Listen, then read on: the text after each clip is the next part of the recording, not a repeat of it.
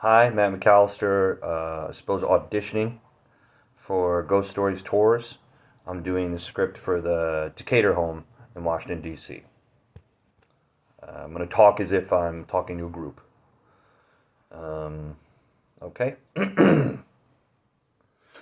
All right, everybody. If we could just gather around here for a second. Where we're standing right now is in front of the historic Decatur home. This was built for Stephen Decatur, a naval commander, and his wife back in 1818. It's one of the oldest homes in all of the district.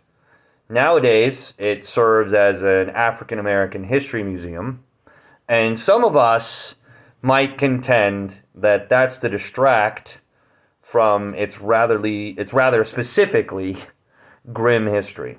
Okay? Now, it's been known to happen where someone on one of these tours all of a sudden finds themselves bellowing over with a shooting pain through their abdomen. They will be so overwhelmed with this pain, their knees will buckle and they'll be known to grab for furniture so they don't collapse onto the ground. They will find themselves doing things like running to the bathroom to vomit. And sometimes this pain will persist for several days. People will be wondering, did I catch a virus on the plane, or was it food poisoning at that restaurant we ate at? And it'll persist to such a traumatic degree that people will have indications, symptoms that they're bleeding internally. So they go to their doctors looking for answers, and the doctors almost never have any answers. Okay, now, those of us who believe in the paranormal think we might have the answer. Turns out, Stephen Decatur himself died in this home from a gunshot wound to the abdomen. Okay? He was killed in a duel with his fellow naval commander, James Barron. Now, why would two naval commanders be in a duel, you might ask? Well, it goes back to an incident in 1807. James Barron was the captain of a ship called the USS Chesapeake. It was attacked by a British naval vessel called the HMS Leopard. Evidently, Barron and the Chesapeake didn't put up much of a fight, so the HMS Leopard boarded them. They were supposedly in search of deserters. They found 4. They hung one of them right there on the deck of the Chesapeake and committed the other 3 to severe and brutal punishment. Now, think about the timeline on that. It's 1807. It's only about 20 years or so from the founding of the United States of America. This was a big embarrassment for the burgeoning United States Navy, and someone had to answer for it. This is where Stephen Decatur comes in. So Barron, like I said, evidently didn't put up too much of a fight, and he was court-martialed over it, and Decatur, his fellow naval officer, was on the jury of that court-martial, which convicted Barron of cowardice, removing him from duty for 5 years. Evidently, Barron was the kind of guy not to give up grudges lightly. Because fast forward about 13 years later, 1820, he tracks Decatur down to Washington, D.C. and challenges him to a duel. Now, think about that little bit of time frame. The Decaturs had just built their home in 1818. Stephen Decatur had probably given up a life on the high seas where, he'd be out for months at a time. His wife never knew if he was coming back alive or dead. And here he is, settled into his new home, just a couple years. Things are going lovely. And James Barron's knocking on his door, challenging him to a duel. Well, Decatur, being a man of honor, begrudgingly accepts. They arrange to meet at an appointed date and time.